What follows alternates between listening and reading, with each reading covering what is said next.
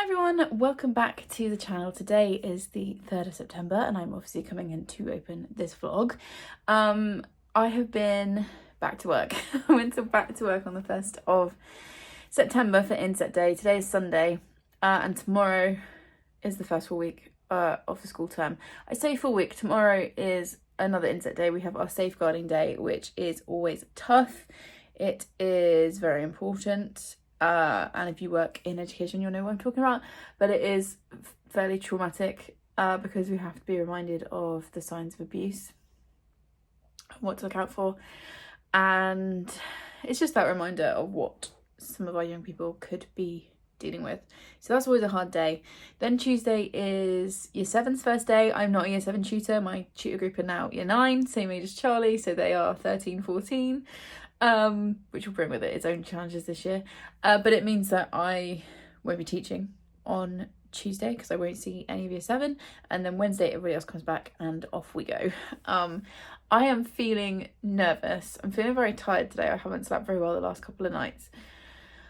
I don't have any classes that I taught last year this year. Washing machine's going, which I think is why you're shaking slightly, so apologies for that. So yeah, it's just, you know, the usual start of the year nerves.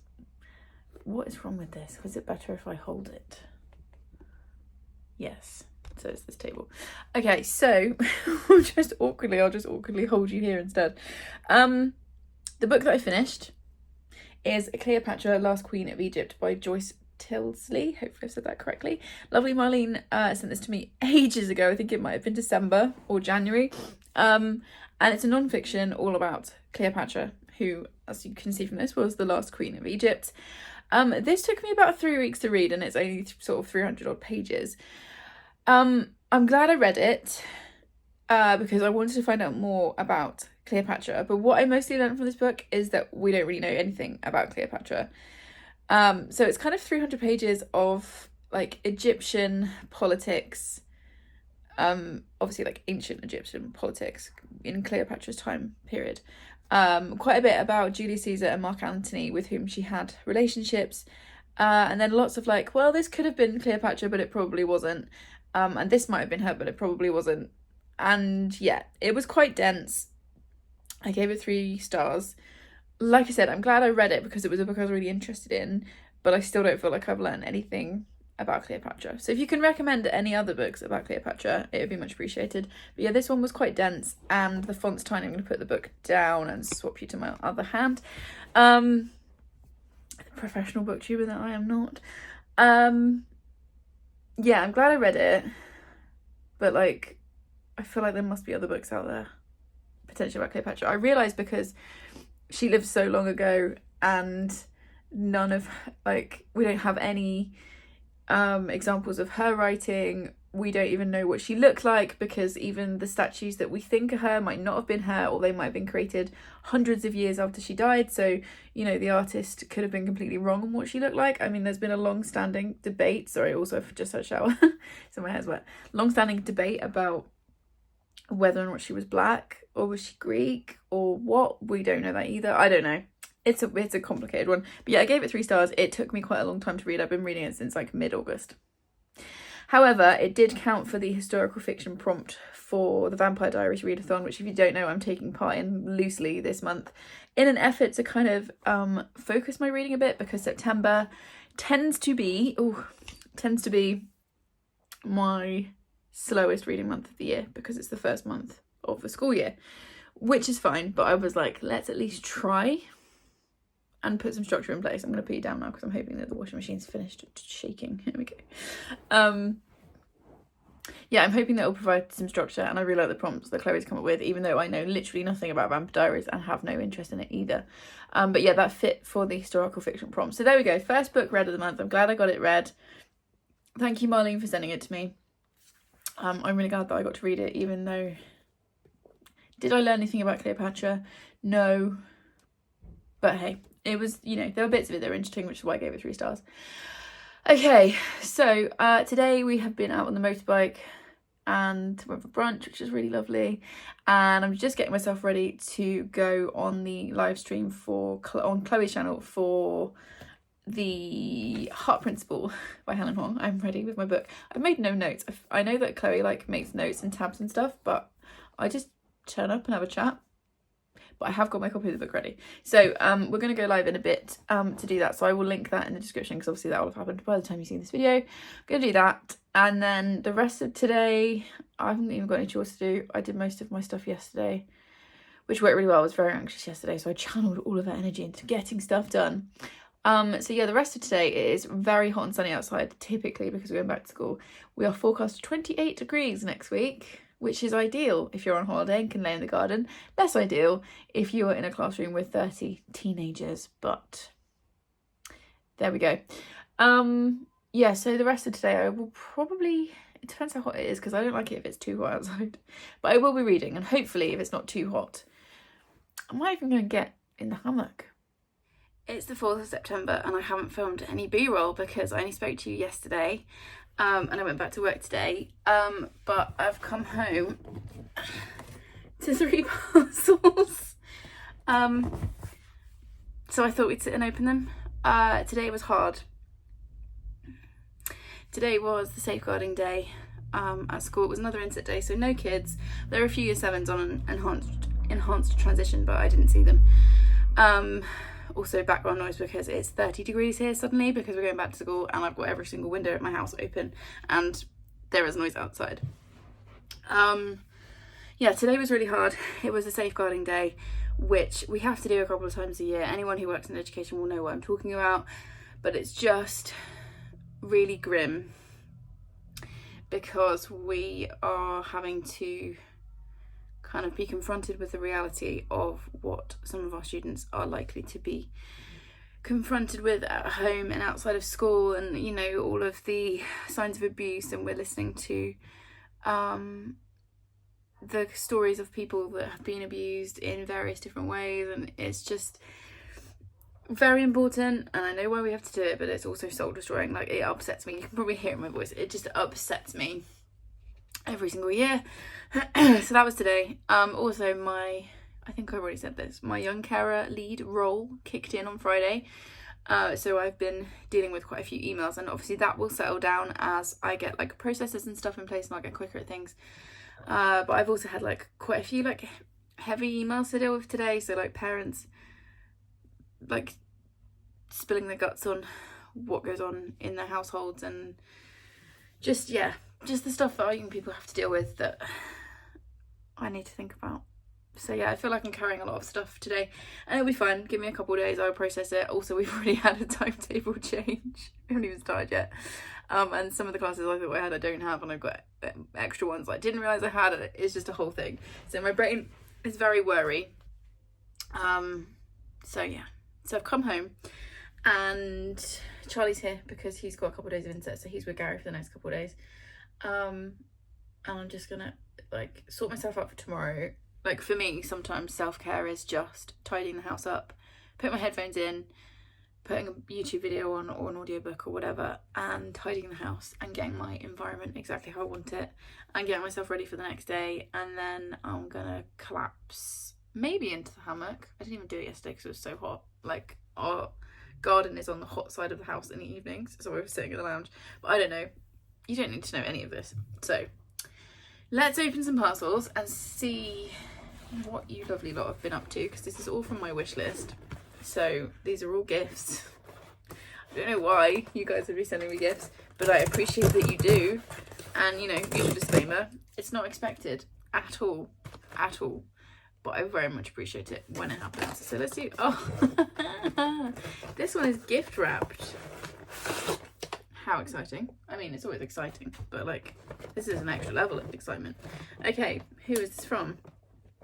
Oh, so this is from Melinda. She said, happy belated birthday. I'm an August baby too, the 8th. Hope you enjoy this book. I thought it was very thought-provoking, so hope you like it. She's done the fingers crossed emoji. It's not really printed, so fingers crossed that you like it, from Melinda. Thank you so much, Melinda. That's so kind of you. Let's see what the book is. I love the gift wrapping on this because I end up reusing them for other people, because that is how tight I am. But, you know, recycling, reusing, all that jazz, it's very important. Let's try and get in now. Right, which book did she go for? Ooh, The Measure by Nikki Ehrlich. I saw Brianna talking about this book and I thought it sounded intriguing. And let's just read the back because I'm real tired and I don't think I can summarise right now. It says, it seems like just another morning. Around the world, people wake up, check the news, open the front door. On every doorstep is a box. Inside that box is the exact number of years that the person has left to live. Whether they open it or hide it under their bed, each person must learn to live in this new world. A couple who thought they didn't have to rush their life together, a doctor who cannot save himself from his own fate, best friends whose dreams are forever entwined, and a politician whose box becomes the powder keg that ultimately changes everything. I think that's really intriguing. So 8 ordinary people, 1 extraordinary chance, The Measure. And I think Brianna was saying it's kind of posing that question of like, if you knew categorically how long your life was going to be, if you could know that, would you want to know it? So yeah, that's so interesting. So thank you, Melinda. That's a really great choice. And I also hope you had a really good birthday in August. Us August babies need to stick together. Right, let's do this one. I'm not opening these in any particular order, just in order that they come to hand. Okay, gift note first. Let's see, that's the receipt. Oh, it's from Laura. She said, hopefully this will make the first day back at work slightly better. Here's to a fabulous 2024-25. Sorry, here's to a fabulous year. 2024 to 25, won't know what's hit it from Laura. She's also, in case you don't know Laura and her bookish thoughts on Instagram. She's also a teacher. She's also an English teacher and she's just absolutely awesome. She's been a massive support to me. Okay, let's see. Oh, yes. One for Sorrow by Helen Fields. This is in the, what's it called? The Luke Kalanack series. 1 for sorrow, 2 for joy, 3 for a girl, 4 for a boy, 5 for silver, 6 for gold, 7 for a secret, never to be told. This is the next in the Kalanack series, and I'm very excited about it. She's on the front. They think they're on his trail, but what if he's on theirs? I love these books because I always just fly through them, and they're really good. Like if you're looking for a solid police procedural, I would check this series out. Very, very dark, but I absolutely love them. So thank you very much, Laura. I've got hiccups, and then this massive box, which I'm gonna have to open carefully because obviously I don't want to show you my address, but this is the size we're talking about here, and I genuinely have no idea what could be in here. I don't know what's on my wish list of this size. I deliberately haven't. Oh, there's like several things in here. Oh my goodness. Okay. So let's get my address safely away and get rid of the packing. Oh my gosh, there's loads of bits in here. Look at this. Like, oh my gosh. Okay. Let's find a gift note. Who is this from? Which lovely person has done this? Oh, it's from Claire. Thank you, Claire. She said, hi Victoria, thank you for all you do for the channel. Also, I can imagine going back to school will hold a mixture of feelings, so I hope this gift helps bring you some joy. Yes. Thank you. Let's start with this because I can already see it. Look at this cute hand cream trio. I have probably too many hand creams, but it's just one of those little things, that little bit of like luxury or self-care in the day, and these just look so cute. And these are British Gardens, notes of sweet rhubarb and lilac blossoms intertwine with green leaves and white roses. I just thought that was a really cute set in the garden. Thank you. Right, let's put it on there. There is a book in a gift bag, but let's... Oh, can I open this? Oh, I'm not sure I can open this, but I can see what it says on the label, and it's very exciting. Partly because chocolate that my husband won't want, so I would have to share it. Can I? Really should have got a pair of scissors before I sat down. Yeah. Okay, we're making progress. Not that you can see it. There we go. Okay. Yes. Oh my gosh. It is many bars of Turkish delight. Whoa. There is 1, 2, 3, 4, 5, 6, 7 packs, and there's 3 in each pack. I mean, that will keep me going for a while. If you don't like Turkish delight, you're incorrect. These are elite. Thank you so much, Claire. That's amazing. Some of that will make its way to school as marking snacks. And then she's also sent me a book, so I'm completely spoiled. That's the same message in that one. Okay, cool. So let's try and open this. Oh, honestly.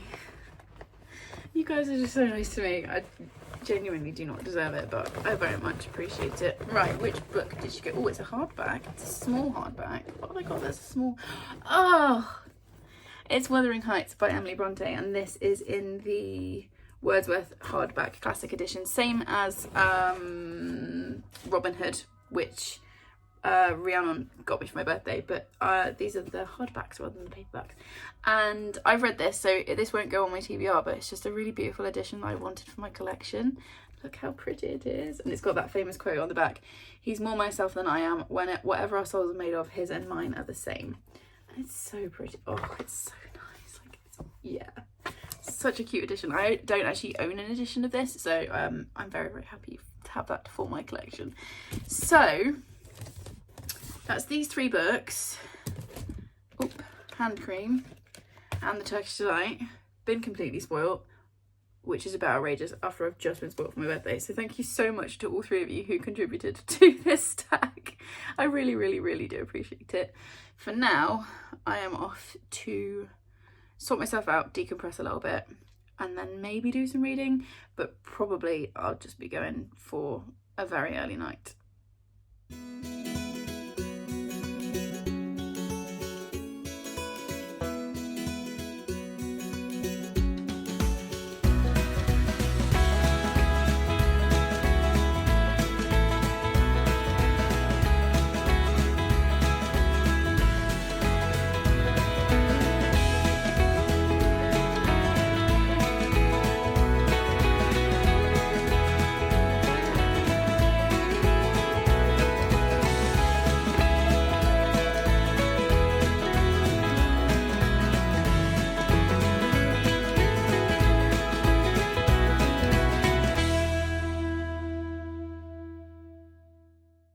It's the 10th of September and we are most definitely back to school now. It's Sunday. I've not spoken to you all week. I've taken some B-roll.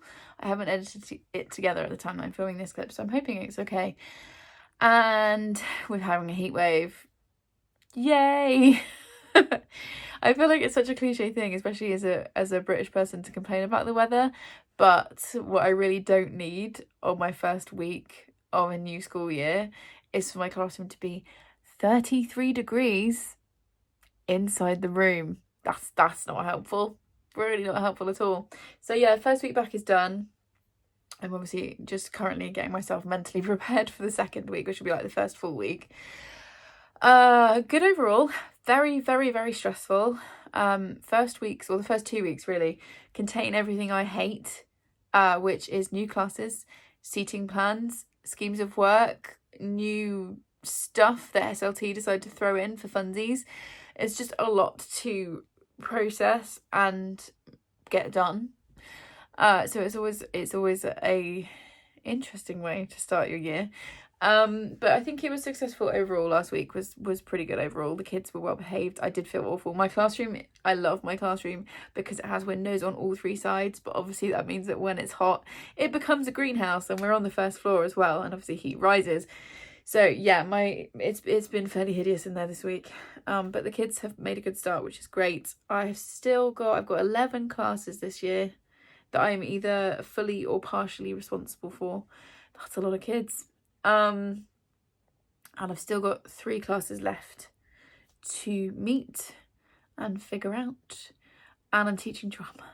So I taught my year 9s this week just gone, and I've got a year 7 class as well that I'm teaching this week. It is not my area of expertise. I'm not comfortable with it. I don't like doing it. Like, I don't want to do it. If I was given an option, I wouldn't do it. But it's happening.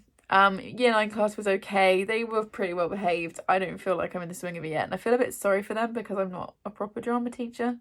But I'm doing the best I can. So yeah. So there's a slightly garbled update. Yesterday, I did literally nothing all day. It was great. I was mostly just in the hammock, and then when it got too hot, when, you know, obviously the sun moves, how rude of it, but when it moved round and it was too hot and sunny in the garden, I moved into the lounge and I just read all day, and it was really nice and I felt really chilled. Then I woke up this morning and my brain was on one, which is delightful. We had my dad and my stepmom over for a visit, which is really nice because I've not seen them for ages, so they popped in for a cup of tea on their way to see my grandma, who doesn't live far from me. So that was really nice. I was nervous about a video that you will have obviously, or has gone up by the time you see this, which is your Paper Quest unboxing video, which I'll link in the description in case you want to see it. I'm nervous, or I was nervous about the video for two reasons. One, it's a paid video, which always adds an extra layer of pressure, and the Your Paper Quest people have been nothing but absolutely lovely. And the whole process with them has been really easy and straightforward. But it always adds that extra layer because they have paid for that content. Thankfully, they are very happy with it, which is great. But I was nervous for it to go up this morning. And secondly, it's got my new channel art on it. And I love it. I love the channel art so much. I love that she used my cats and my bookshelves and the decorations on top of my bookshelves. Like, obviously, I'm not sat in front of it right now. But in my, like, when I'm sat in my filming setup, like, Amy just absolutely just nailed it. But I'm nervous for you guys to see it and see what you think. And I've changed the music and it just feels like the end of one era and the start of a new one. I don't know. So yeah, I've been nervous about that today. Plus, this coming week, our timetable, like most secondary schools in the UK, don't know about other places, run on a 2-week timetable, and week B, which we're just going into, is my heaviest week. So in England, I don't know if it's different in Scotland and Wales, secondary school teachers get 5 planning lessons a fortnight, and 4 of mine are in week A and 1 is in week B. So Monday, Tuesday, Wednesday this week, I have full 5 lesson days. Tuesday after school, we also have teacher training, which runs from 3:30 till 5, and the site closes at 6, so that's going to be interesting to see how that works with planning. And then Thursday I have 4 lessons, period 5, which is the last period of the day I have as my free, and then I got another full day on Friday. So we're going to see how this week goes. I can't lie, I'm quite nervous about it. So yeah, I'm feeling a little bit on edge today. It's also just been a full-on day in terms of chores and stuff. What's happening with these dungarees today? Because Dad and Kate came, which is obviously lovely, but like we do our chores usually on a Sunday morning, and they were here fairly early. I don't know what's going on here, so I do apologise. Quality content. They were here fairly early, which is usually when we're doing chores. So usually by now, it's now like mid-afternoon, I'd be sat. But I feel like I'm running late, which I'm not, because I can do my chores whenever. Anyway, you don't need to know all this. This has just been a 5-minute waffle, so I do apologise. I do have 3 books to talk about with you. I didn't really read last week whilst I was at school.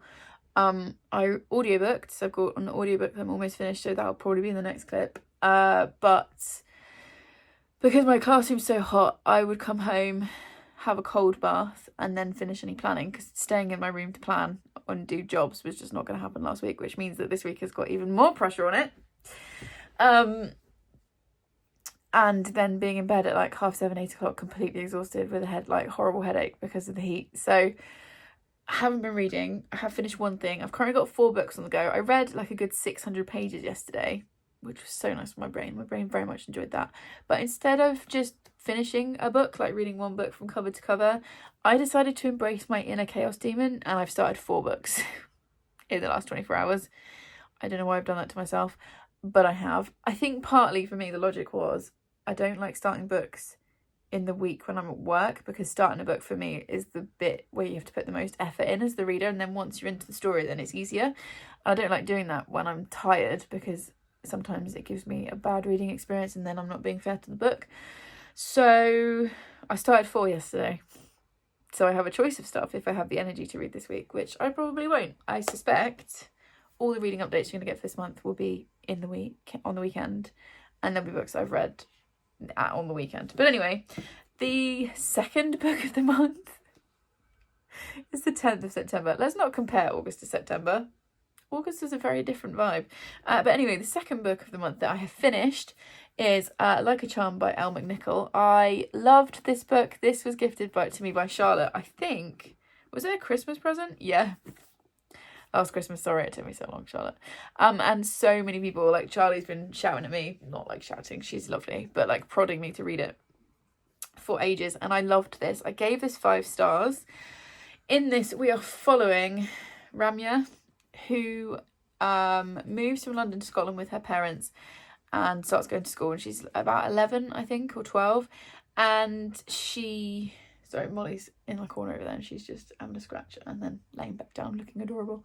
Yeah, and she has dyspraxia, which I have. I've never read dyspraxia in a book. I've never seen that representation. And I loved how it was done. I loved how it was explained. I loved the character's frustration at being misunderstood, not listened to properly.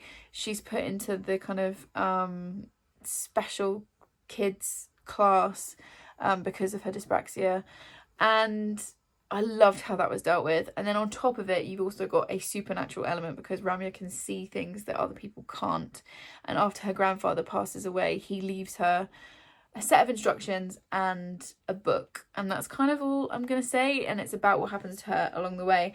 And was this perfectly written? No, I think there was more telling rather than showing than I might have liked, and I think it took a while for the kind of quest element of this, or like task element of this, to kick in.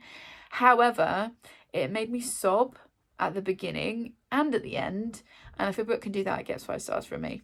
So I feel like the second half of this book is a lot stronger than the first. You've got found family, you've got supernatural stuff, you've got a little bit of peril, you've got incredible dyspraxia representation. I think, like, the way it's articulated and shown in here, I feel like everyone should read this book because it would help you understand dyspraxia, even if you're not interested in the middle grade adventure part of the story, which you should be because it's awesome. I feel like just for the representation's sake, everyone should read this. I loved it. I really want to read the second one, which is set at Loch Ness, and yeah, all the people that were telling me to read this and that I would love it, you were right, I loved this.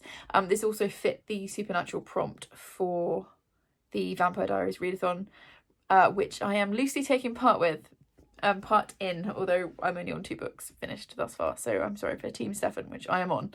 But yeah, really thoroughly loved this. Then I've had 2 books come in, one that I bought and one that was part of a birthday present. So the book that I bought, this is covered in cat hair, as everything is in my house, is No Offence But by Gina Martin, and this is How to Have Difficult Conversations for Meaningful Change.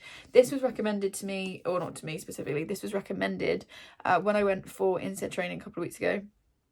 I did, like in the afternoon you could sign up for different workshops, and I did a workshop on helping people or teaching people with ADHD, because quite a few of my kids this year have ADHD. One of my classes is 60% ADHD, so I was like, that's definitely a workshop I want to do, and it was a really useful workshop. And she also recommended this book because we were talking about having like difficult conversations, and obviously when you work with teenagers, stuff comes up.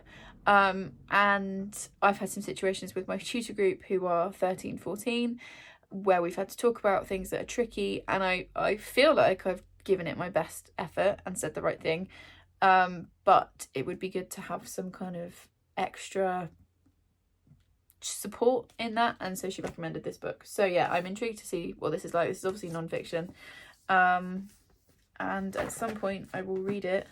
Very cool red cover. I will read this. I feel like this might be like a Christmas holidays read, which might sound like a weird one because it's not at all festive, but I feel like it's one I'm going to need to like have a bit of time and space to read and take in properly. But yes, I have that one. And then I know I took a clip of it in the B-roll. I showed you my birthday parcel from my lovely best friend Steph, who just sent me loads of lovely bits, but she sent me 2 bookish things that I'm going to show you specifically. One is this bookmark by British Book Art, so there at the bottom, and it's this gorgeous bookmark, obviously, and then on the back it says, "Can you fill me in?" So this is to add your books in, and I think I'm going to start this in January. I'm going to save this in January, and I think I'm only going to fill it in with 5-star books. So yeah, tell me if you've had one of these and how you think I should use it. I've just realised we've been talking for 12 minutes and I've talked about 2 books. Oh my gosh. But yeah, she sent me that and I absolutely love it. And it's got the little cat curled up there, which is so cute. And then she also sent me her copy of None of This Is True by Lisa Jewell, because she knows I love Lisa Jewell books. Her and I often exchange thrillers. She happened to read this one first, so she sent it to me and I'm very excited to read this. This has been all over the place. I love a Lisa Jewell book. So I might save this for the October half term, just for a quick like fly through it. Oh, these are some cool end pages. Fly through it thriller, although it's quite chunky. Oh no, it's like 300, it's just under 400 pages. So yeah, she sent me that, so that was very lovely. So that adds to my TBR. Right, I've just talked at you for nearly 15 minutes and I still have a list of chores I need to be doing, so I need to go and get on with all of that and then try and find some time this evening to relax before a very, very busy week comes my way.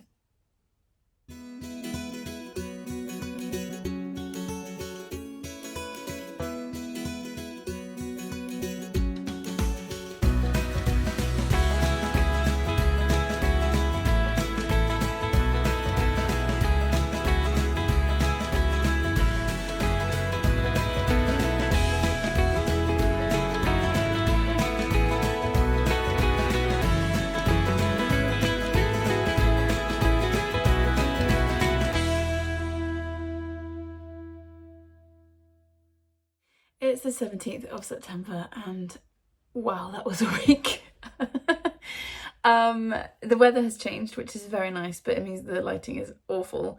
I really need to think about potentially getting a ring light. If you are a creator and you use a ring light, can you tell me which one you use? Because I don't have the capacity to research stuff right now, so if you could point me in the right direction, that'd be great. And also I know that this green reflection on my glasses is kind of annoying, but this is the best we can manage for today. So yeah, the week, it's been a week. I'm going to also shut this door because I know my voice is echoing because this is our ensuite. What week? Oh my gosh, I taught 24 lessons last week. There are 25 in our school week.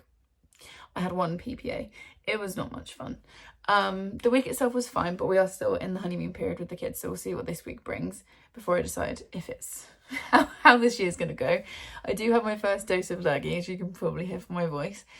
So yes, it was a very, very busy week. And then on top of that, this is an embarrassing problem to admit to, we've had fleas in our house.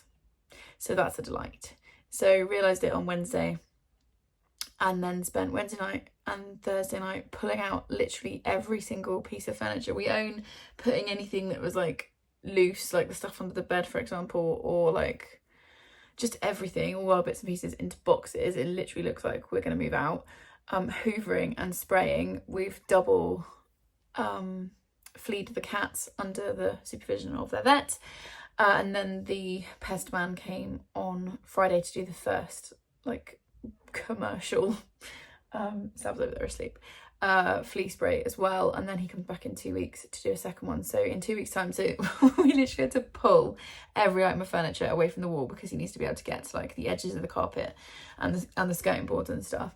So we had to do that. We were literally up so late Wednesday and Thursday night, which is exactly what we both need after like really intense work days.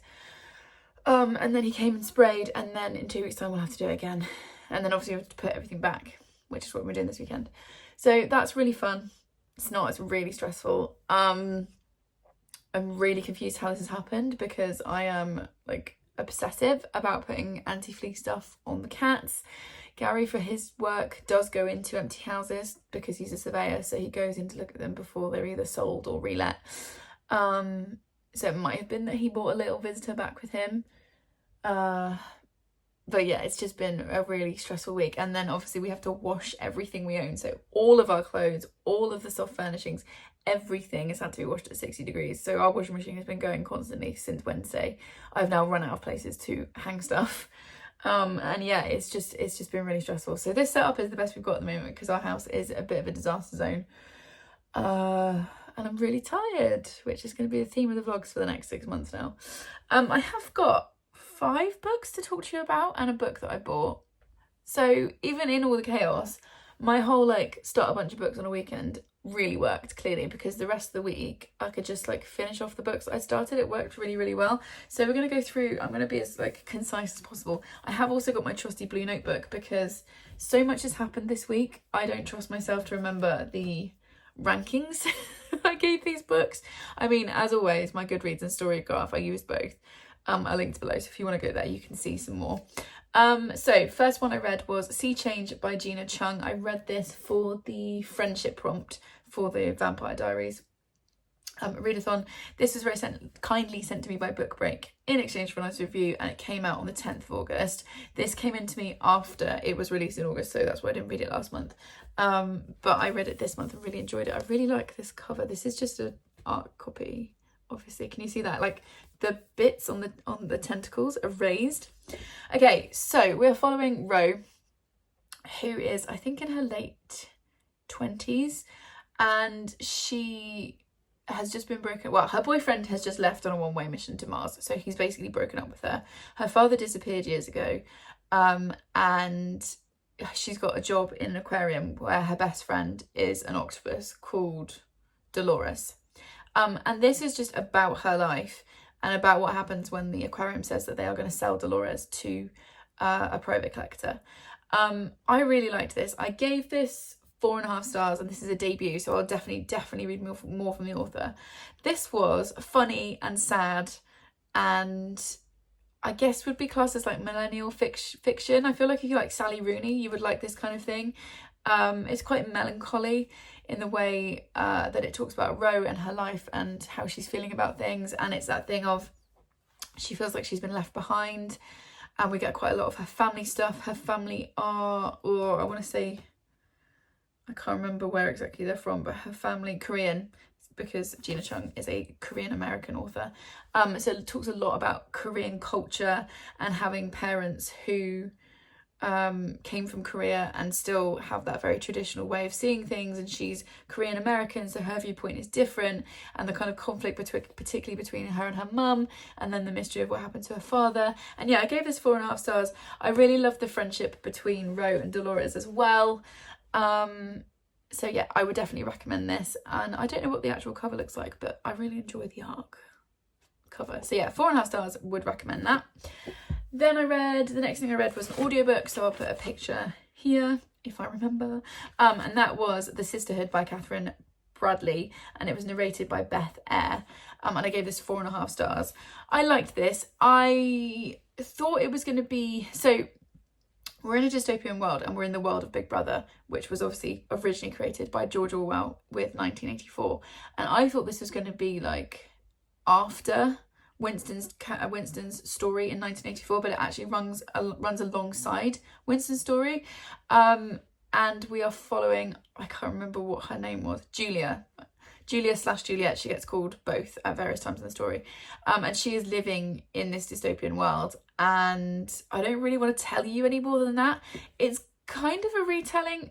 She as a character appears in 1984, and it's how things unfold from her perspective, but then also what else she had going on. It's not just about her contact with Winston Smith, who is the main character of 1984, in case you don't know. And yeah, I enjoyed this. I think I was expecting it to do something different, and it doesn't.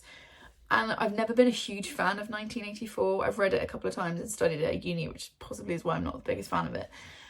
But it's definitely got some interesting things to say about women's rights, and about control, and about power, and about how your rights could be stripped away from you in a way that's really nefarious and you don't notice it happening, which is obviously very relevant for where we are right now.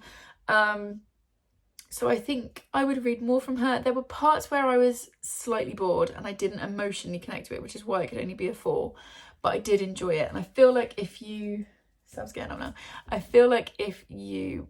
enjoy 1984, this would be worth reading as well. And maybe if you've not read it and you're kind of interested in the dystopian genre, I would also recommend this. So yeah, 4 stars. Then the next one that I read was Bell Time by Sophie Tuvey. Sophie very kindly sent this to me. She also signed it for me, which was very cool. Oh, there's a little post-it note she sent with it. She signed it for me.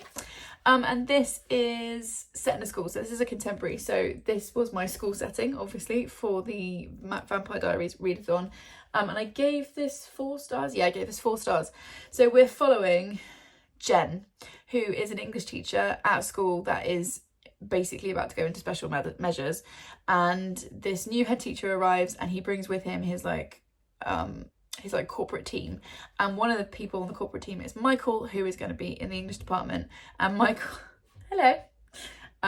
and Jen immediately hate each other on sight, and it's about what happens when they both go up for the job of head of English. And yeah, I gave this 4 stars. I feel like if you want to know what my life is like as an English teacher, you should read this book. Sophie is an English teacher as well, and that really comes through, especially when Jen is talking about her love of subject and what the days are like when they're going really well and you genuinely feel invincible and as if you're, you know, really helping your kids, and that's why you signed up. But she also talks about like when it's really hard and there's so much marking and maybe your friends and family don't understand why you have to work so much, and all of that side of thing I really liked. I couldn't give any more than a 4 because there is a romance between Jen and Michael. It's very closed door, like to a point where at one point I wasn't actually sure if they'd had sex or not. I had to go back and reread because it's very closed door. So if you're looking for something that's like not spicy but has the romance, this would be a book to pick up. But I didn't feel the emotional connection between the two of them, and I think there were places in the book where the writing style was tell rather than show, and I much prefer show. And also I, for whatever reason, didn't pick up with this on the cover, but we've got a black main character written by a white author, and that felt a little bit uncomfortable, especially when the character is talking about some of the extra hurdles that she has because she is a black woman, and having a white author writing about that felt a bit uncomfortable to me. Other than that, I did enjoy it. Like I said, if you want to know what it's like to be a teacher, this book will tell you, and I really appreciated that. So yeah, 4 stars.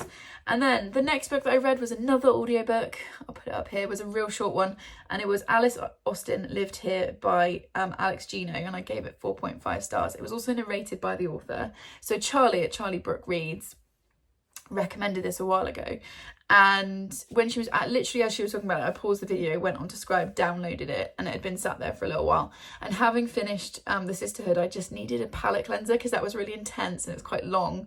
And this is a little like 3-hour audiobook all about Sam and TJ. And Sam and TJ are 2 non-binary kids living on Staten Island. It's really important to the narrative. Yes, Staten Island. And they are set a task by their history teacher to a project to come up with a person for a new statue that is going to be put up on Staten Island. And so TJ and Sam set out on this task to try and find someone that they identify with. And they come across this woman, Alice Austen, who was a real person who lived on Staten Island, and she was a photographer and she was also a lesbian. And it's about the 2 kids. I was going to say kids, I'll kind of correct myself in a minute on that. It's about these 2 kids kind of discovering Alice Austen and discovering connections that they have to her, and also it's very much about family, and it's about being queer and the different ways that people can be queer, and them kind of discovering some of the adults around them are maybe not as straight as they assumed. And it was just a really lovely story, middle grade story, and I gave it 4.5. I think I couldn't quite give it the 5-star because we're told partway through that Sam and TJ are 12, but they read a lot younger. They sounded a lot younger. I would have put them at like 9 or 10. And again, I think there were some times where it was telling rather than showing, which is just, as I said, is not my favourite kind of narrative style, but I did really enjoy it and I would recommend it. If you want something that is just really lovely and talks really well about identity and pronouns and sexuality and how everything fits together. Sam is also a fat character and talks about what it's like to be a fat kid, and that's done in a really body positive way. I just thought it was really lovely. So yeah, I gave it 4.5 stars. So Charlie, thank you for that recommendation because it was absolutely spot on for what I needed.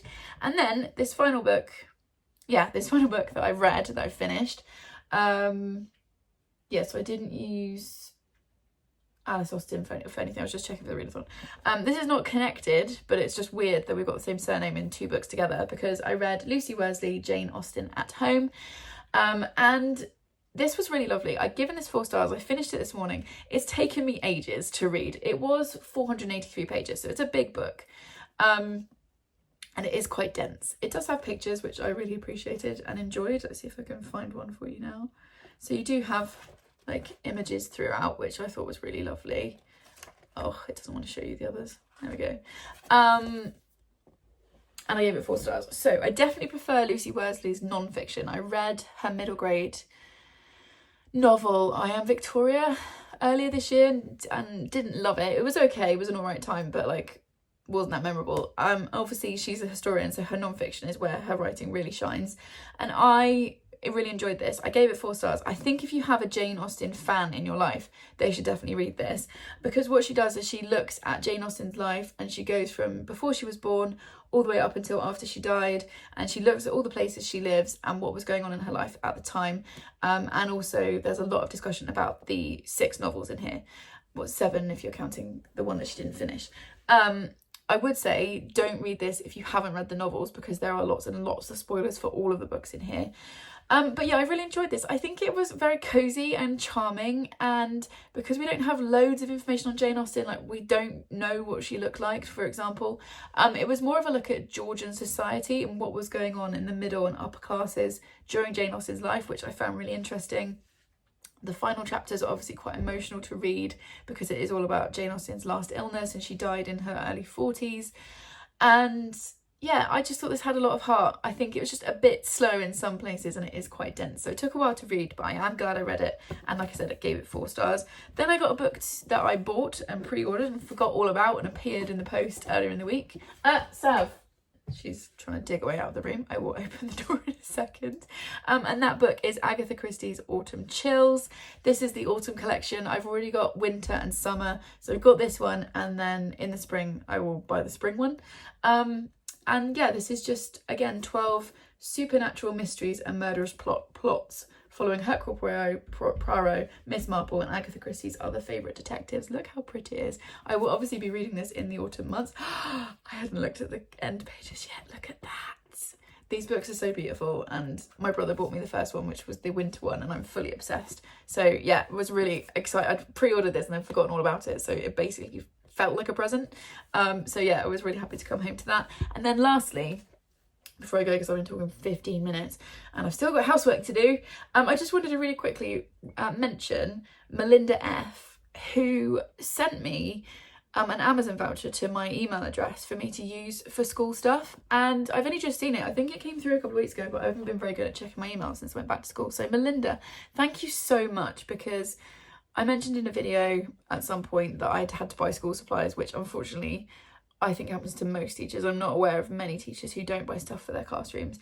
And she just really kindly sent me a gift voucher for me to use on school stuff. And I've already bought pens and rulers and glue sticks and some bookends for my room with that money. So thank you so very much, because that will keep us going for a good long time and will genuinely help the kids. Sav, I'm trying to say thank you for a present. I know.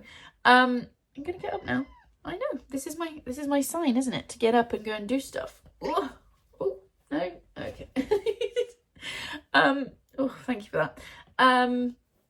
So yeah, Melinda, thank you so much. I really do appreciate it so very much. And now see her. Look at that. Alright, I'm going to take this as my hint to go and get on with the rest of my housework. And I will come and tell you guys, probably next weekend, what I've been reading.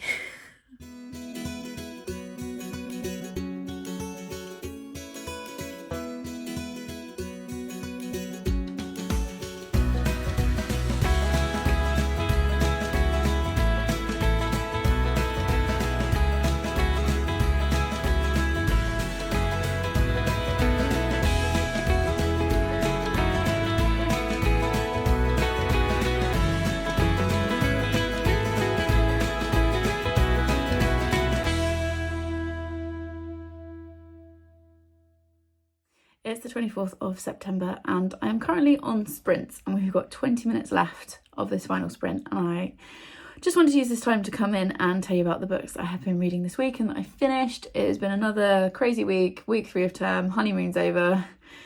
It was a wild week. That's why I look like this. I'll put my sprints below because I had a load of marking to do this weekend, so I thought I'd see if anyone wanted to hang out, and a whole bunch of you lovely people came and hung out with me, so thank you. I'll have said this already on the sprints, but thank you if you came and kept me company today. Got a very glamorous background of the era. Molly's over there. She's been sleeping, taken to sleeping behind the picture frame, as you can see. So yeah, that's the update really. Kind of situation normal, or as normal as it gets when you're a teacher. I'm tired. I look like a thumb. I haven't yet showered today. That's why my hair is back. But I've had a really nice, I think I've been on for like 4 hours. I've had a really nice time just chatting with people and getting my work done, and we've been like cheering each other on. It's been a really nice morning. So this week I finished 2 books, 2 thrillers. Didn't really love either of them. So there's that. The first one is The Housemaid by Frida McFadden, which the lovely Chloe sent me for my birthday. I put this on my wish list because it's been everywhere. I think it's a TikTok sensation, and I really need to stop trying to read popular books from TikTok, because 9 times out of 10 they don't work for me at all. However, I'm really grateful to Chloe for sending me this because I have been really curious. So we're following, I can't remember what her name is. Is it like Tilly? I think it's Tilly. I'm pretty sure it is. Millie. That was close enough. We're following Millie, who is living in her car at the start of the novel, and she goes for a job interview at this really wealthy house, and she gets the job to be their housemaid, as you can guess from the title. But things are not what they seem in this house, and Millie is also not what she seems. And there's lots of like, she's an unreliable narrator, and the wife is a bit weird, and the kid's really creepy, and the husband seems okay, but it's all just a bit odd. And that's all I'm going to say, really, about the plot, because it's definitely one that you just need to go in and read it. I would say that the first 50 pages or so hooked me and I found interesting, but it very much gave me Verity vibes by Colleen Hoover. And if you've been on my channel before, you'll know I've read a couple of Colleen Hoovers, and they just I don't enjoy her as an author. Actually, I say I've read a couple. I think I've only read Verity, but it was like one and done. It was all right, but like it didn't rock my world. And Colleen Hoover is a problematic individual who doesn't believe in content warnings, so just not somebody I want to support. And this gave me a similar feel in terms of the writing. There were a few twists that I definitely saw coming. The writing felt quite basic. And yeah, it was all right. I gave it 3 stars because it wasn't like outright offensive or bad in any way. It just didn't hook me and it didn't shock me. And it's one of those, like, if I'd read this on holiday, I would have left it in the hotel for the next person. So yeah, I'm glad I got to read it. Gave it 3 stars, and it also covered off the popular prompt for the Vampire Diaries readathon, so it helped with that. And then the second one, which I finished yesterday, was Keep It in the Family by John Mars. This was also a gift a while ago, I think, yeah, from Laura. It says something to enjoy either in the half-term break, exam break, or after year 11 leave. We are nearly there. So she must have sent this to me in the May half-term, so I apologise, Laura, it took me so long to read. So I gave this 2.5 stars, which is a shock for me because I loved The One by John Mars, and I also loved, I think it was The Marriage Act, which was like the follow-up to that. I really enjoyed that one, but I don't think I've enjoyed any of his other work really, and this might be my sign to stop trying with him, because this has everything that I should have wanted to read, and I gave it 2.5 stars. I was really bored. Oh, I've just realised I didn't do content warnings for The Housemaid. So content warnings for domestic abuse, kind of psychological abuse, gaslighting, and also discussions of infertility and having trouble conceiving a baby. So just be aware of that before you pick it up. I think those are the main content, and then like the general kind of violence and chaos that you would expect from a thriller. Yeah, this had all the ingredients of something I should have loved. So we're following a young couple who are renovating a really rundown house. It's been empty for years, and they are renovating a nursery because the wife in the couple, Mia, is pregnant. And in the nursery they see writing on the wall, on the skirting wall, that says, "I will save them from the attic." That prompts them to go up into the attic, and they find something horrific up there. And it's what happens from there, really. And it's about the secrets and lies that this family have, because this young couple, this married couple, are living with his parents whilst they do the house up. Then they also have their baby, and it's just all the kind of secrets and lies and how this all fits together and ties in with the house that they were in. I should have liked this. It's really dark, massive content warnings for child murder, multiple child murder, and very detailed descriptions of that child murder. And also of dead bodies, also for domestic abuse, again, general violence and chaos, and also again discussions of infertility, because this couple have struggled to conceive the baby that she's carrying at the start of this. So yeah, it was really dark, but it felt to me, I was texting Chloe, I was like, this feels like an outline of the story that you would send to an editor before you actually write it. It was all tell and no show, and I hate that writing style because it's really distancing. Plus, I couldn't stand Mia, and we get multiple perspectives in this, but most of it is from her perspective, and I just couldn't care less because she was so annoying and really selfish, and I just couldn't get on board. Also, a content warning for postnatal depression as well, and PTSD. So yeah, this just, I gave it 2.5 because I finished it. I initially gave it 3 stars, but I definitely preferred The Housemaid over this one. There's not much in it, but I was like, this isn't on the same level as The Housemaid, so I've dropped it to 2.5. And yeah, it wasn't great. Oh, somebody's talking in the chat. Yeah, it wasn't great. I gave it 2.5. And there we go. But it also did fit the thriller prompt for the readathon. So yeah, those are the 2 books I finished. Then my lovely friend Jo at work gave me my birthday presents. Obviously a bit late because my birthday was at the end of August, but you know, it extended my birthday, which was lovely, and I was really chuffed to walk into my classroom on Friday and find a bag of goodies and some flowers. I think I took B-roll of it. And she included The Woman Who Lied by Claire Douglas as one of my presents. I've never read this. And it says on the front, first-rate suspense, hard to put down. And then it says at the top, it says, she finally has her dream life, but what if someone knows the truth? And this is one of those that I'm not going to read the back because I feel like thriller books give way too much away on the back. But that has been added onto my TBR, so that's very lovely. And she also, I'm going to take this back to work and put it up in my cupboard because she also gave me this little, like, I think it's a bookmark, but I'm just going to put it up on my wall. It says, thanks for being there. Thanks for all the thoughtful things that you find the time to do. It means the world to have someone I know I can turn to, which is just really cute. Okay, so I better get back to these sprints. I'm trying to be as productive as possible so that I can sit down and read for the rest of the afternoon, but it's currently 10 to 2 and I've been working since 8. So let's hope I can get a bit of a breather. And then it'll be time to get back to work and do it all over again. And next week is even longer than normal because we have open evening on Thursday, so I will be at school till about 9 o'clock in the evening. So yes, let's see what the next week brings. I feel like the next update will probably be the last one of this vlog because that will be the last day of September. So yeah, let's see what the week brings.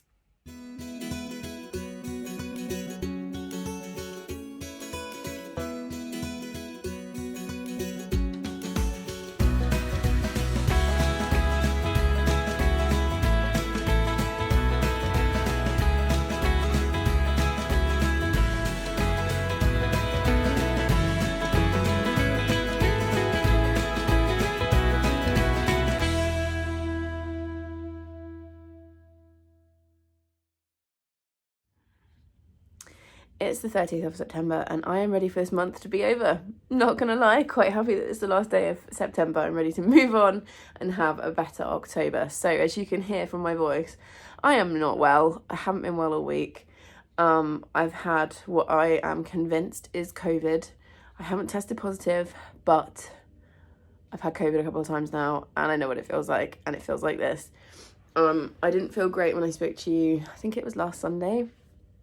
But I was like, just gonna take some Lemsip and power through, and I managed to do that Monday and Tuesday, and then by the time I came home on Tuesday evening, I was really unwell. Like, I probably shouldn't have driven home. Like, my temperature was through the roof, I couldn't stop coughing, my nose was really congested, everything hurt, and I just, you know when you just feel unwell, like to the point where I just cried because I felt rubbish, and then I didn't get any sleep Tuesday night. I think I had an hour total because I was really congested. I couldn't lie flat, so I came and slept, or tried to sleep down here in the lounge so that I didn't disturb Gary or pass this on to him. And I think I had an hour total. It was a really horrible night. And then I also had to call in sick on Wednesday because I'd had about an hour's sleep, so I definitely wasn't safe to drive or fit to work, and then that made me cry. And yeah, it's just been a whole week of that, really. I've just been really feeling sorry for myself, and it's not great. It's a bit scary. I've been off sick quite a bit, and I'm almost definitely going to be in trouble when I go back to work on Monday, and that does not make me feel great. So there we go. That's that. We also had our second flea treatment yesterday, which meant we had to be out of the house for like half the day. I obviously didn't go to work because I was still really unwell. I was hoping to go back to work tomorrow. I got up, I got showered, I got dressed, got my bag ready, and I burst into tears because I just felt so awful.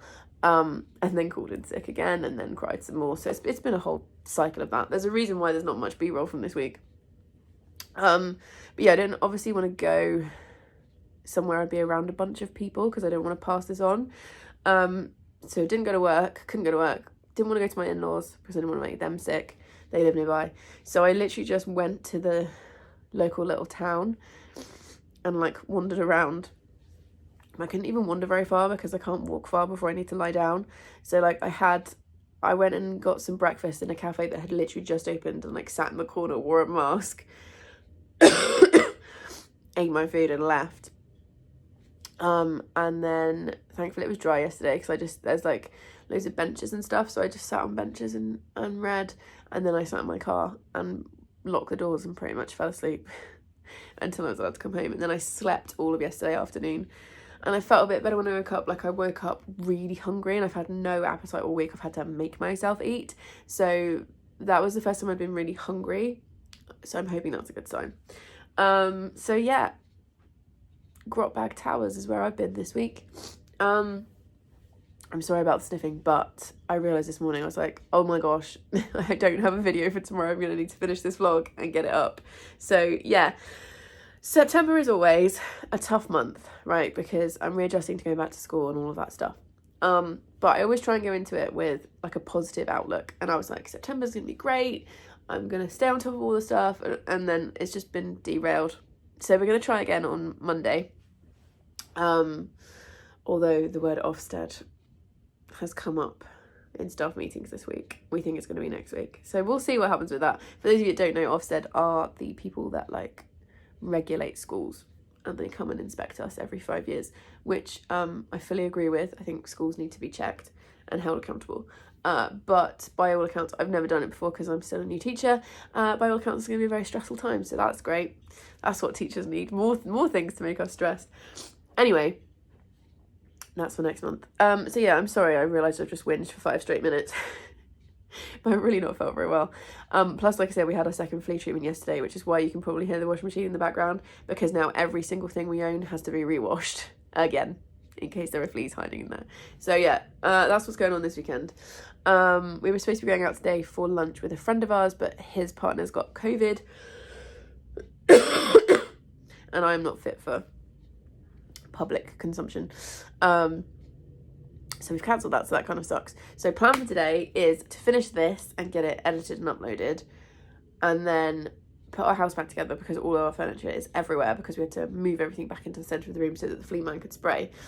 And then I'm going to lay on the sofa behind you with my freshly washed blanket. The first thing I washed was, I was like, I need my sofa blanket washed first so that I can have that.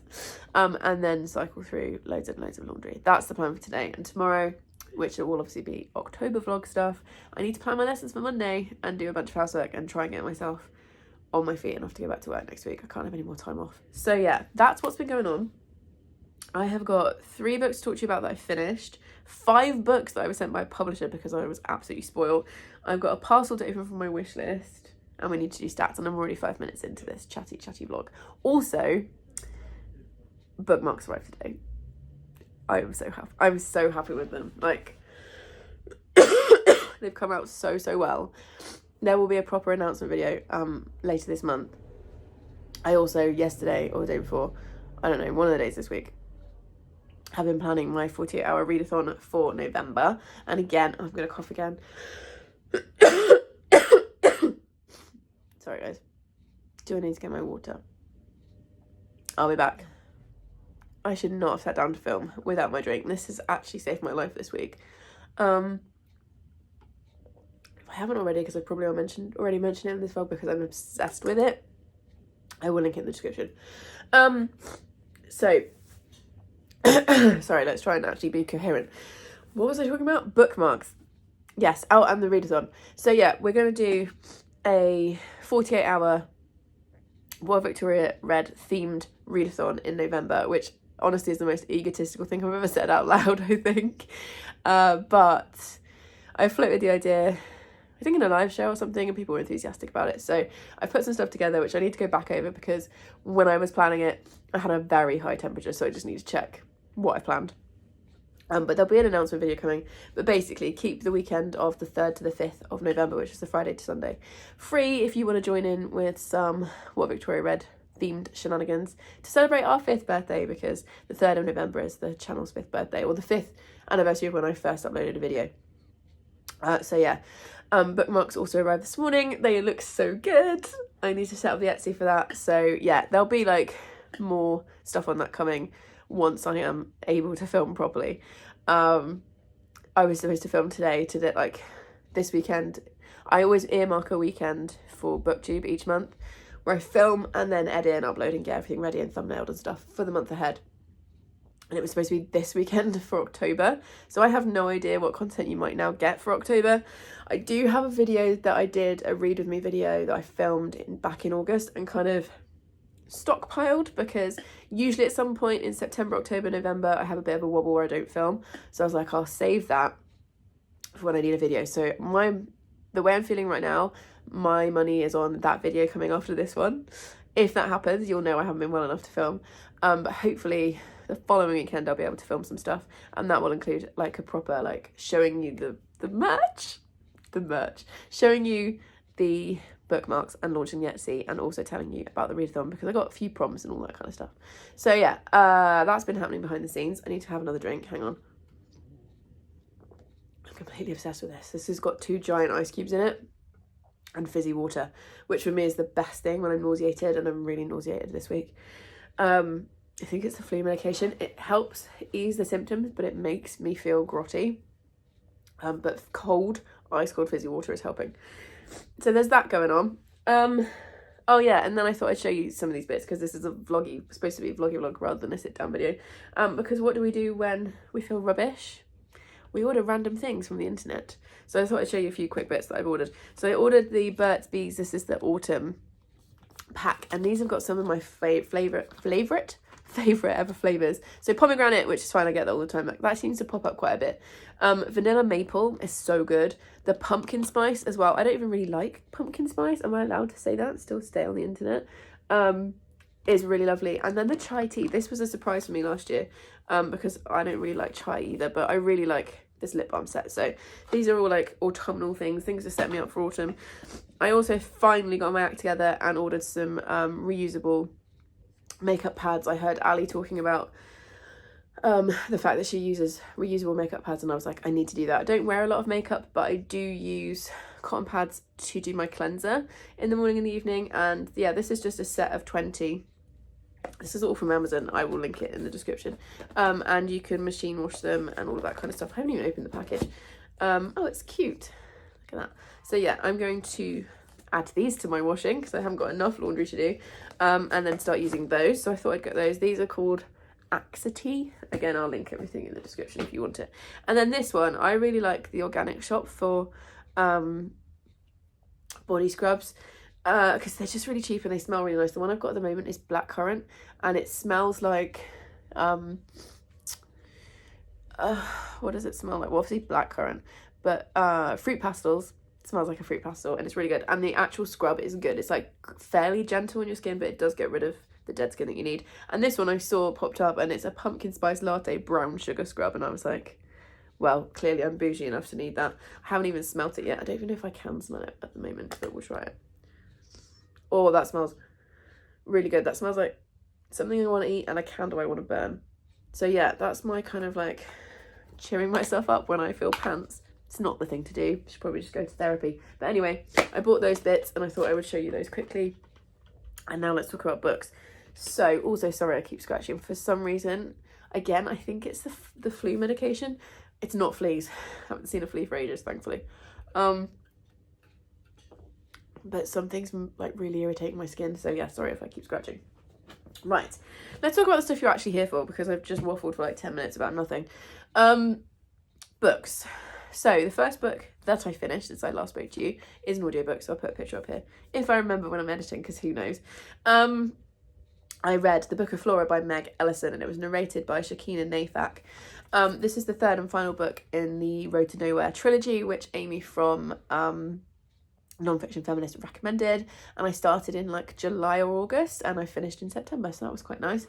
Read all three. I gave it a 3 out of 5. I didn't love it as much as the others. So the first one, which is called The Book of the Unnamed Midwife, is set as a pandemic is happening, and it was written a few years ago, but it has definite, like, if you are not in the mood for COVID references, don't read this trilogy, because it's all about how the world basically collapses. And then the second book, the Book of Etta, I nearly said Eddie for reasons that would become apparent if you read that book, and the Book of Flora are set after, about 100 years after the Unnamed Midwife, and it's just about people trying to survive in the world, and about different genders and sexualities, and the way that this one looks at the way that humans could evolve going forward.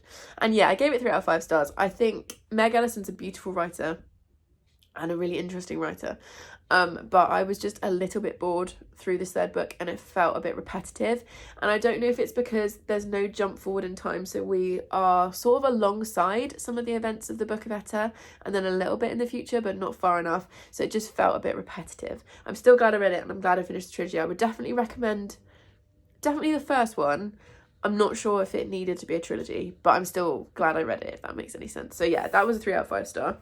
Then I read The Lollipop Shoes by Joanne Harris, which is the sequel to Chocolat, which Instagram told me I actually read 2 years ago in September, weirdly.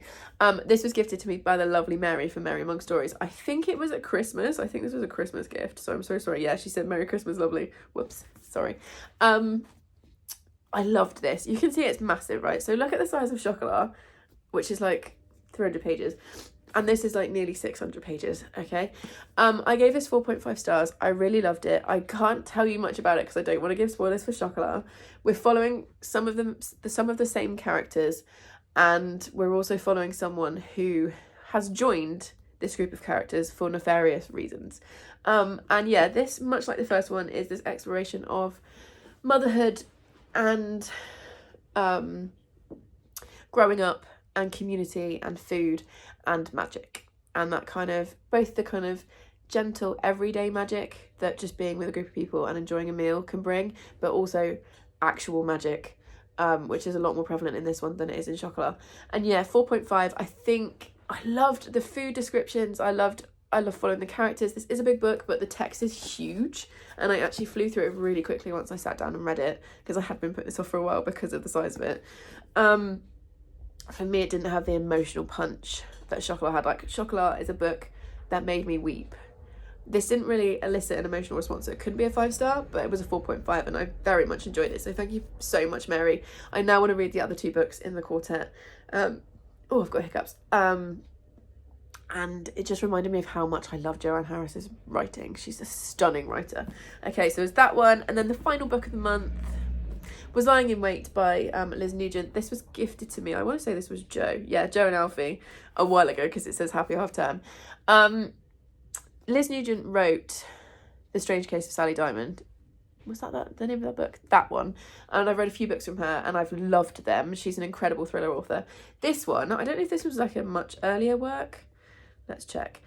Because it was not as great. It was not as good. It was fine. It was a book, and I read it. When did this publish? Yeah, 2016. This feels a lot earlier. What I would say is she's clearly a skilled writer. I just wasn't as like sucked in or shocked by this book. And to tell you about it, I'm just going to read you the first line, because that tells you pretty much everything you need to know. Sorry about the fact the washing machine's getting louder behind me. So it says, "My husband did not mean to kill Annie Doyle, but the lying tramp deserved it," which has to be possibly one of the best first lines of a thriller of all time. But like I said, it just didn't grab me. So yeah, I mean, it was an easy read, and I gave it 3 stars. Thank you, Joe, for sending it to me, because I do want to read everything that Liz Nugent has written. I feel like this is a good example of when you find an author that you love, sometimes not their entire backlist is like 5 out of 5 stars. And that's okay, because like I said, it was still a 3-star. It wasn't bad. It just didn't set my world alight. Okay, so those are the books I finished. Then I had 5 books come in from book break, which is excessive. And I should definitely have waited and opened the parcel on camera, but I was feeling absolutely gross and I just wanted to see which books they'd sent me. So I opened them and it was these, and I won't go into these in loads of detail because I haven't read them yet and I don't know what they're about. I've clearly requested them at some point and they kind of all arrived together. But I've got an ARC. This is out on the 15th of February, so this will go into my January reading stack, which is How I Won a Nobel Prize by Julius Tarantino. So, yep, interesting cover. I have got, the rest of these are finished copies. So Do I Know You by Austen Segmund Brooker, which I think is about a married couple who go on holiday and then pretend they don't know each other and start dating. So I'm kind of intrigued by that one. I've got Sorry Bro by Talene Voskuni, which I've heard mixed things about, but I'm interested to give it a go. Again, I think it says on the back, an Own Voices debut rom-com, a bisexual, my big fat Greek wedding, which sounds good to me. I have got I Wish You All the Best by Mason Diva, which I think has got a non-binary character in it. I am non-binary, that's all it takes to change everything. So yeah, I'm intrigued to read that. And I think I've seen some of the kids at work reading this, so I'm intrigued to pick this up. And then I've got Disorientation by Elaine Hashia Cho. I definitely said that wrong. I will find out how to say it before I review the book. And I think this is millennial fiction, but I really like the cover. I think it was cool. So yeah, those came in for book break. So, ooh, and I've just dropped them everywhere.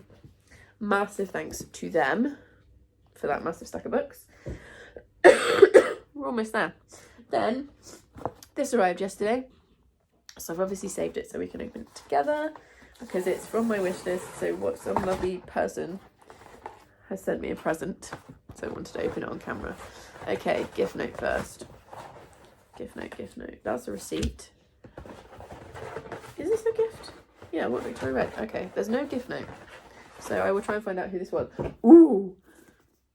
Excellent choice. Lucy Worsley, Agatha Christie. I really wanted to read this. Obviously I read, what was the one I read? It's over there, Jane Austen at Home by her this month. And I don't know anything about Agatha Christie, really. Other than like she disappeared for 10 days, that whole thing. Why is there no gift note, Amazon? There literally isn't. So whoever this was, I will have put this on Instagram and stuff by the time this video goes up. Thank you so very much. That's a great choice. Do I want to read this in October? Maybe. So yeah, this is just about Agatha Christie, I think. And like who she was, an autobiography.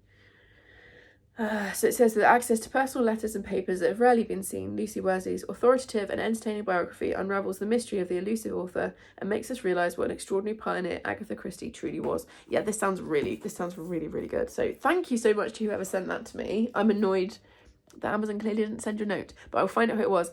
If by the time this goes up and you see this and I haven't found you, can you please let me know in the comments if it was you so I can thank you properly. So yes, thank you so much for that. Right, let's do stats and then you can move on with your day. So, the trusty blue book is out. Okay, so Vampire Diaries readathon. I nearly completed it. I got 1, 2, 3, 4, 5, 6, 7, 8 out of the 10 prompts, which I don't think is bad for a month where I was teaching. So the only ones that you haven't heard me talk about. So Lying in Wait was for the dark cover prompt. And then the Lollipop Shoes was for the romance prompt. That was stretching it a bit. There is romance in here, there is love in here, but it's not the main focus. But I'm counting it. I didn't get Party. It's behind you. I'm about halfway through The Weight of Blood by Tiffany D. Jackson, which you'll see in my October wrap-up. Spoiler, unless it really goes downhill in the last 200 pages. I'm absolutely loving it. And I also didn't read the vampire prompt, which is Garlic the Vampire, which again is behind you, which will just go into my October TBR. But I did manage those 2, but I don't think I did badly managing 8 out of the 10. Okay, let's do stats. Number of books, I read 12, which was pretty good. Pages read was 3,885 pages, or 129 a day. That's a bit lower than where I needed it to be. I needed it to be about 150 pages a day. But thankfully, August gave me such a kind of lead on my goals that were still okay. My average star rating was 3.83, so it was an okay month in terms of ratings as well. My most disappointing read was Keep It in the Family by John Mars. I love John Mars. I was expecting this to be a solid 4-star, and I gave it 2.5. So that was disappointing. My favourite book of the month, I mean, you guys have been predicting this for ages and telling me to read it. It had to be Like a Charm by Elle McNichol. I loved this book so much. I'm also, because I have my stack up here, which you can't see, of my favourite books of each month, which obviously grows through the year. And I keep saying I don't read fantasy, and there's 9 books up there now, including this one, and like 6 of them are fantasy books. So I think I need to stop saying I don't read fantasy. I loved this. I really want to read the sequel. Definitely my book of the month. So there we go. My TBR is currently at 49, so it's gone up, and that's counting the gift because I knew that was coming in. It was 46 last month, so we're going slowly upwards. And then balancing the books. So I read 10 books off my TBR because my 2 audiobooks were not on my physical TBR, so don't count. I hauled in 12, again counting the gift, which means obviously I've read 2 more than hauled. And the year to date I have hauled 7 more than I've read. So like I keep saying, like, it's just for me to kind of keep an eye on. I don't really want to get to double digits of like more hauled than read. So I need to try and calm down. However, saying that, I have got at least 2 pre-orders coming in October that I know about, plus any books that might come in from publishers. So yeah, I just need to kind of try and buckle down and read my shelves. But I don't think I'm doing too badly. So yeah, that is the September vlog. It's not been a great month, let's not pretend. There have been some lovely times. We had a really nice time with Grandma last weekend, thankfully, before I got sick. Not that I'd have gone if I was unwell. We've had some nice food. I've read some good books. And 12 books, that is not bad, especially for September. But yeah, I'm ready to move into October now, and for October to be a better month, health-wise, or just in general. That would be good. So yeah, that's the end of the video. Let's think about a what? An emoji. There we go. My brain's going, what? Let's have any kind of magic emoji for this cover. Yeah, anything magical, like stars or I don't know. You interpret that how you want. My brain's going, I don't know. I need to lie down. So yeah, any kind of magic emoji for that wonderful book that I read. Please subscribe if you would like more of this chaos. I'm not sure why you would, but I'm so happy if you're here. Please subscribe if you like more of this chaos. And I will see you in the next one. Thanks everyone. Bye.